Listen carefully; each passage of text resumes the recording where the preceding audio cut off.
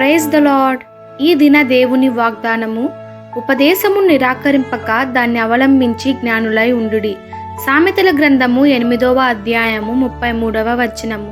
చదువుకొనని శాంతమ్మ అనే వృద్ధురాలి యొక్క కుమారుడు దూరదేశమునకు వెళ్ళి మంచి ఉద్యోగం సంపాదించుకున్నాడు. చాలా సంవత్సరాల వరకు తిరిగి రాలేదు. ఆ కుమారుడు యొక్క స్నేహితుడు శాంతమ్మ వద్దకు వచ్చి, మీ కుమారుడు మీకు ఏమైనా సహాయం చేస్తున్నాడా అని అడిగాడు. అందుకు ఆమె, లేదు, కానీ చక్కని ఉత్తరాలు, దానితో పాటుగా ఫోటోలు పంపుతున్నాడు అన్నది. ఆ ఫోటోలు ఏమిటి, నేను చూడవచ్చా అని అతడు అడిగాడు. అందుకు ఆమె తన కుమారుడు పంపిన ఫోటోలు చూపించింది. అవి డాలర్ నోట్లు. అవి ధనమని ఎరుగక ఆమె అనవసరముగా పేదరికంలో బ్రతకవలసి వచ్చింది. మనలో కూడా చాలా మంది శాంతమ్మ వలె ఉన్నాము.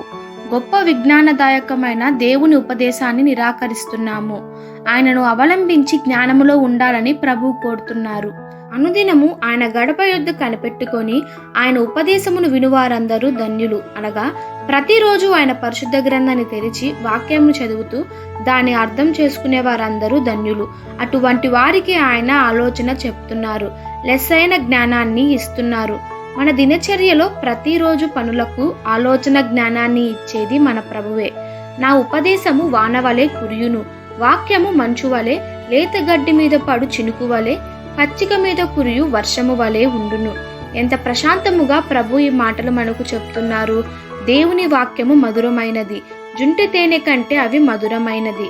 కాబట్టి మనము ఆయన గడప యొద్ద అనుదినము కాచుకొని ఆయన వాక్యమును మనము ధ్యానించి వాక్యానుసారమైన జీవితంలో ముందుకి కొనసాగాలి. ఈ దిన దేవుని వాగ్దానము మనందరి జీవితంలో నెరవేరులాగున ప్రభు కృప మనకి తోడై ఉండునుగాక. ఆమెన్.